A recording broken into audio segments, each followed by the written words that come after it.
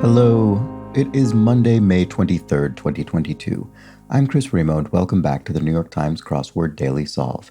It is a Monday puzzle today, so we are starting our solving week with a nice, gentle, themed puzzle. And this gentle edition of the Daily Solve has been brought to us by Jake Rodkin, Michael H., and, as always, the inestimable Hood Monster and the invaluable Timothy Mark. So thank you so much to the four of them, benefactors of the Daily Solve Patreon campaign, for directly supporting this channel. I very much appreciate it. And I appreciate the contributions of everybody who has contributed to the Patreon campaign. If you'd like to join the ranks of those benefactors and get the Daily Solve Let's Check the Crosses mug, you can find that at patreon.com/dailysolve. And of course, if you back the campaign at any level, you will get access to all of the bonus videos that have gone up to date, as well as the new ones that go up each week, such as recently our latest Constructor's Corner video, in which I solved 3 community-created crosswords, and the mini speed solves and all of the, dozens of others, I suppose, that have gone up since I started doing that. Anyway, you can also get access to an extra channel in the Daily Solve Discord chat server, the community chat server. But generally speaking, that is free to join, and you can find a link in the description field underneath the video. It's also free to subscribe to the channel on YouTube. Thank you to everybody who's done that. All right, let's move on to the Monday puzzle. This is a themed construction by Simon Marat, who has constructed a small handful of puzzles for the New York Times, and it was edited, as always, by Will Shorts. So, without further ado, shall we start? Why not? Okay.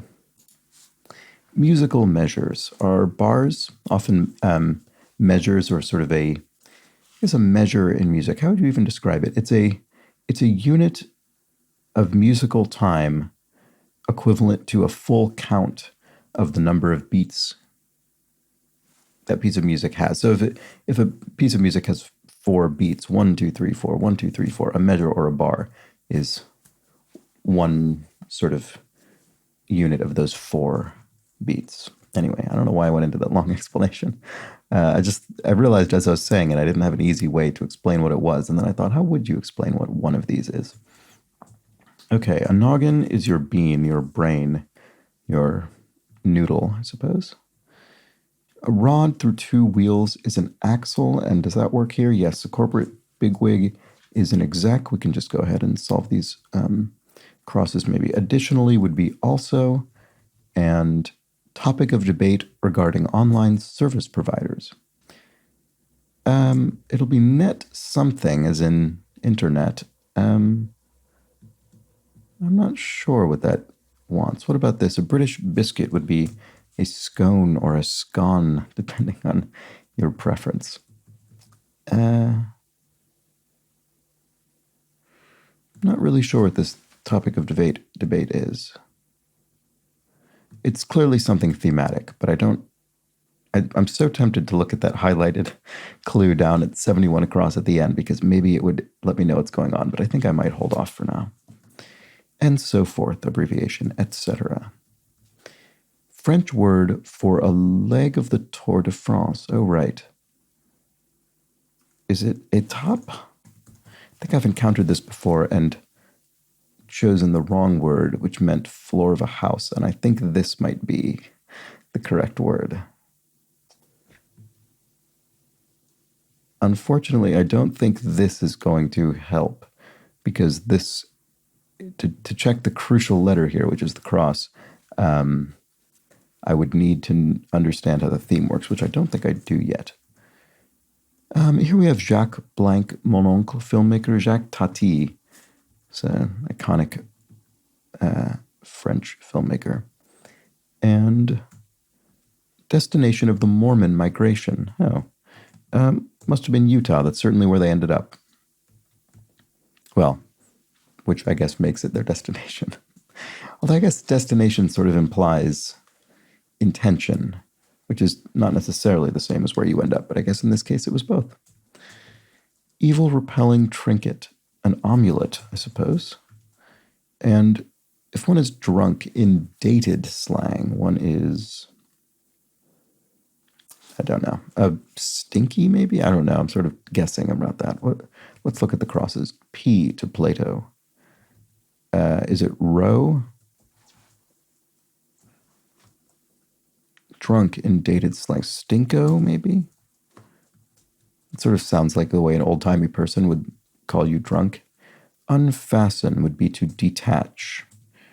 And helpful features for typos. Oh no, for TIOPs. Typos, so there we go. Oh, spell check.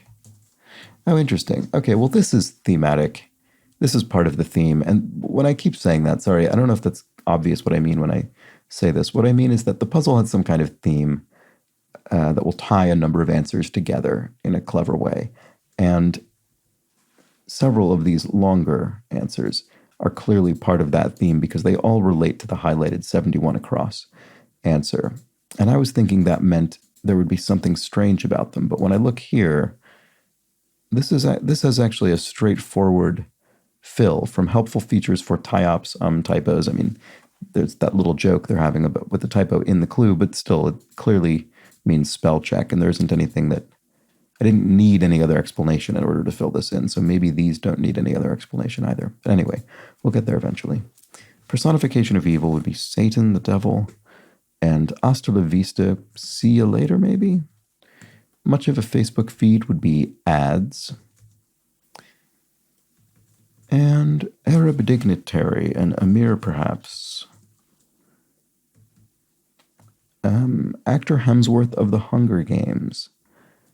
I've heard of Liam Hemsworth. I've not seen the Hunger Games, and I don't know that I could picture Liam Hemsworth, but I assume he is related to at least one other acting Hemsworth. Declare confidently is to...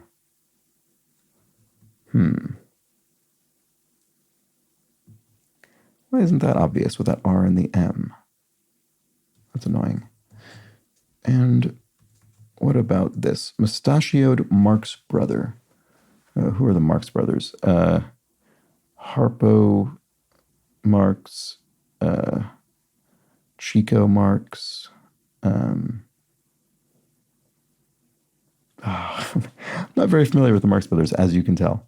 Stats for high school students, GPAs. Oh, Groucho. Oh, right. Groucho is sort of the most famous one. Why didn't I think of that first? Anyway.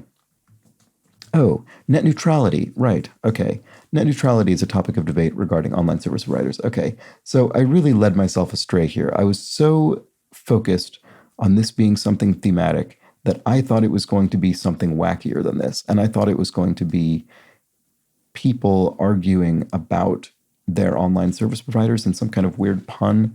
I don't know. I was really reaching much too far. This is a Monday puzzle. I shouldn't have assumed it was going to be that complicated. Bombard as with snowballs is to pelt somebody with snowballs. Comedian Eric Andre is a comedian of whom I'm aware. Hot shower emanation would be steam. And let's just check these crosses. Figure on a Monopoly card would be rent. Ye old shop. Ye oldie shoppy, as people sometimes sort of intentionally misspeak. Declare confidently. What is that? That's so annoying. It looks like squirm, which doesn't make any sense. Riverbank deposit would be silt. And positive quality would be an asset as opposed to a negative asset, a debt or something like that. A negative quality debt. Well, no, I suppose in this case it's not really referring to a financial term. It's referring to a positive quality of someone's personality, for instance. Their sense of humor is an asset. That's what it means. Sorry. Oh, to affirm something is to declare it confidently. Why did I have so much trouble saying that? Guy of Food Network fame, Guy Fieri. And pup's peeves would be fleas, I suppose. A dog wouldn't want fleas. A distinctive period of history would be an era. Oops. Let's check this cross. And 'tis the season. There we go. Straightforward enough. What about this? Now I get it. Aha. That's what I said about affirm. Right away would be ASAP, as soon as possible. And to feign sleep is to play possum. There we go. So these are straightforward. I'll be curious to see what the theme is. Well, I suppose they're alliterative. No, they're not. Never mind. Net neutrality is 2 N's. Play possum is 2 P's. But spell check is not alliterative. So I still don't know. Net play spell? Seems like those could have something in common. The first words. Net, play, spell. I'm not sure. Take to court is to sue somebody. Unattractive is ugly. And this cross here, the 8th month of the year is August. Blank out, umps shout. So I assume this will be you're out with an ER to mimic the way that an umpire maybe is often depicted. You're out, that kind of thing. Wash with elbow grease could be to scrub. It took me a surprisingly long time in my life to understand that elbow grease was entirely metaphorical and just refers to the effort of sort of scrubbing something and therefore the strain put on your elbow. It has nothing to do with actual grease. And I don't know how old I was, but it was embarrassingly old when I figured that out. Passport or driver's license is what? It's a form of identification. What is it? Product that's often mint flavored. Gum, I suppose. Oh, legal ID. No wonder. I was looking for a single word. But in fact, this is 2 words. Legal ID. To imitate is to mimic. Now let's finally look at this. Action that can be done to the starts of 20, 30, 44, and 56 across. Action that can be done to this. Okay, so I was right that it has to do with the first word.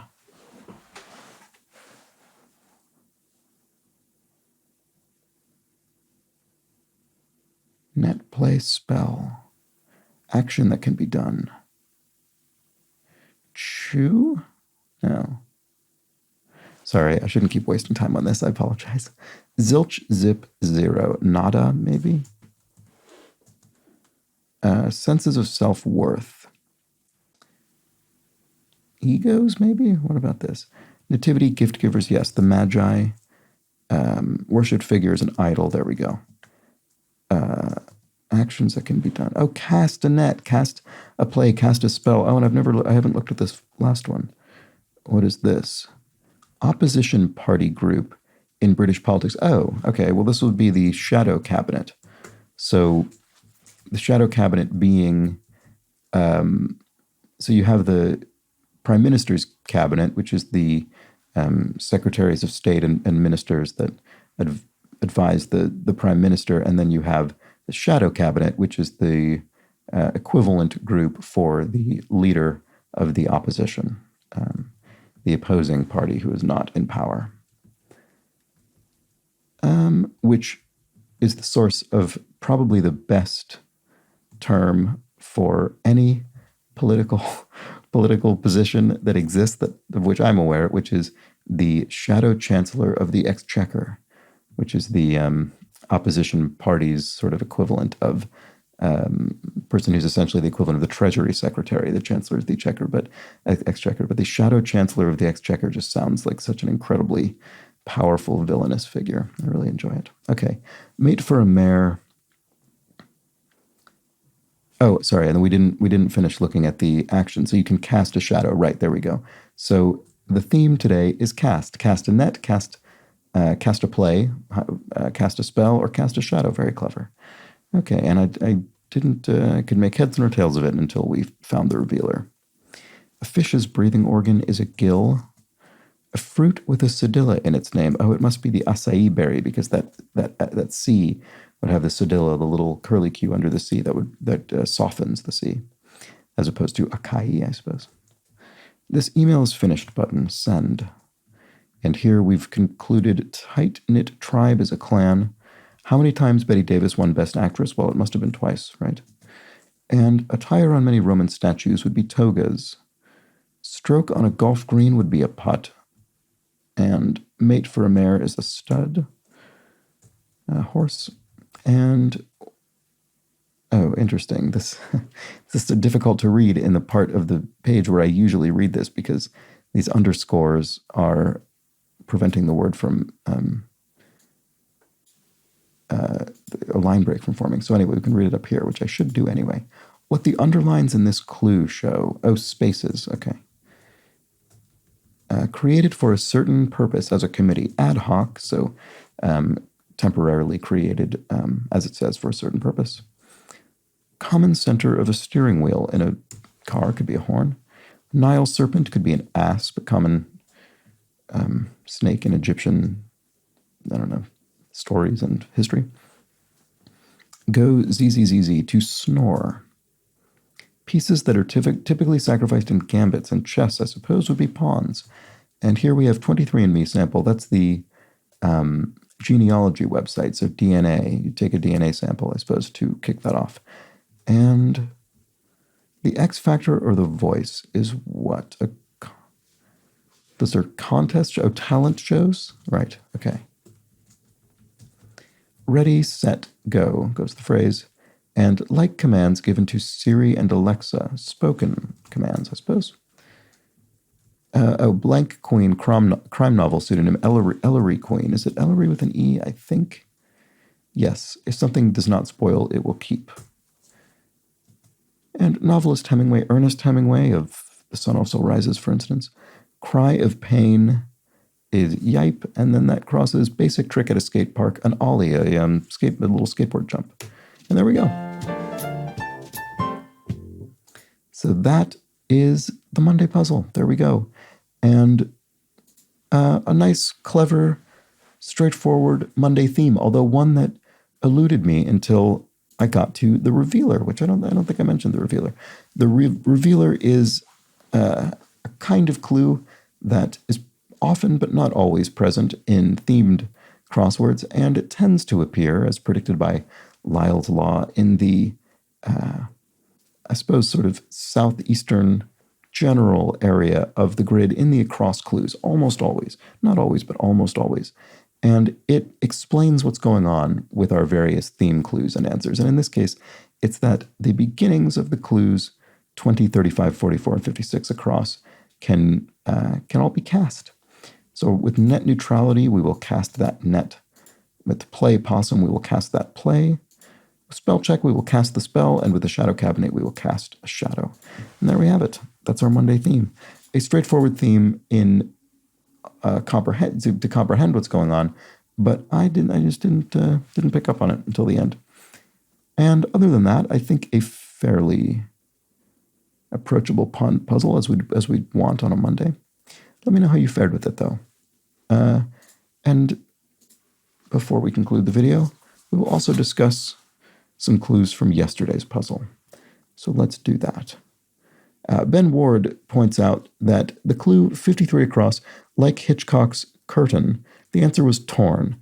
And I thought, oh, that must refer to the curtain in the film or something. No, Ben Ward explains, this refers to the film Torn Curtain, a 1966 political thriller by Hitchcock about defecting behind the Iron Curtain. So thank you, Ben Ward, for that. I don't think I'm familiar with that film, so I'll have to look it up. And James Dickey said, when solving the last theme clue, you said you didn't recognize the name, but you misread it as Bergnor. It's actually Tom Bergeron, best known for hosting America's Funniest Home Videos. So thank you, James Dickey. Sadly, that had I not misread it, it wouldn't have helped my recognition. I don't think I know who this person is. But they, as you point out, they hosted America's Funniest Home Videos, and I think it was Dancing with the Stars was the one from the clue itself. Okay, GTDP corrects my pronunciation of VIVA, the thesis defense, which I mispronounced as Viva, should be Viva. So thank you, GTDP. And Carrie Coxwell and a number of other people commented about Alt Escape. Carrie says, Alt Escape was a new one to me, and I'm a software engineer. And then says, no need to apologize when you're struggling with a clue. Watching your process is enjoyable and instructive. So thank you for that. And this was the answer to the clue about switching windows. And I was very surprised by this. And in fact, as soon as I stopped the video, I tried using Alt Escape to switch windows, and it didn't work. It just brought up the start menu. And Larry Rue said, I think the clue may be an error. At least on my Windows machines, Alt Escape brings up the Windows start menu, same as the Windows key. So I don't know if that's, and Kathleen Quinn had the same experience in terms of this being a new answer, and several other people commented on this as well, so thank you to everybody who did. I'm very confused about what's going on here because Alt Escape definitely does not switch windows, at least on my computer, the way that it was said to in the crossword clue. So I wonder if that's behavior that's changed, or it's a setting or something, or it's just a mistake. I don't know. Anyway. And finally, we had an interesting comment from Timothy Mark, who said, out of curiosity, do crosswords ever attempt native advertising in their crossword clues? I hope not, but it seemed like something that could happen. So this isn't related to yesterday's puzzle in particular, I don't think, unless there was I don't know, unless there's something relevant, I don't remember. But I just thought it was such an interesting question. It was never something that would have occurred to me.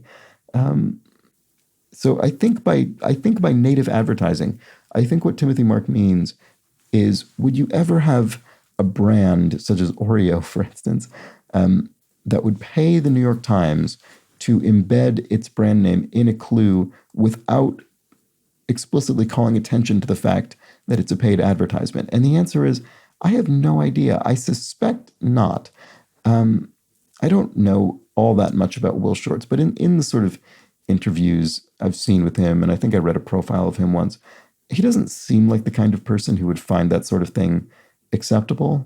I mean, obviously, past a point, if your employer tells you to do something, you can either do it or leave, but it doesn't seem like the kind of thing I would expect to happen, to be totally honest. But you never know, and it might happen with some crosswords somewhere. It's a very interesting idea, and it was so funny reading this comment and realizing that sort of thing would never in a million years have occurred to me, but there's no reason such a thing wouldn't be plausible. So, a very interesting question from Timothy Mark, from the invaluable Timothy Mark.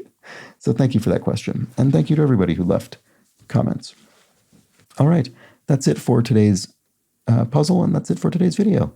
So thank you for joining me. We'll be back tomorrow for a hopefully similarly approachable and themed puzzle for Tuesday. But until that point, please do have an excellent remainder of your Monday. Take care.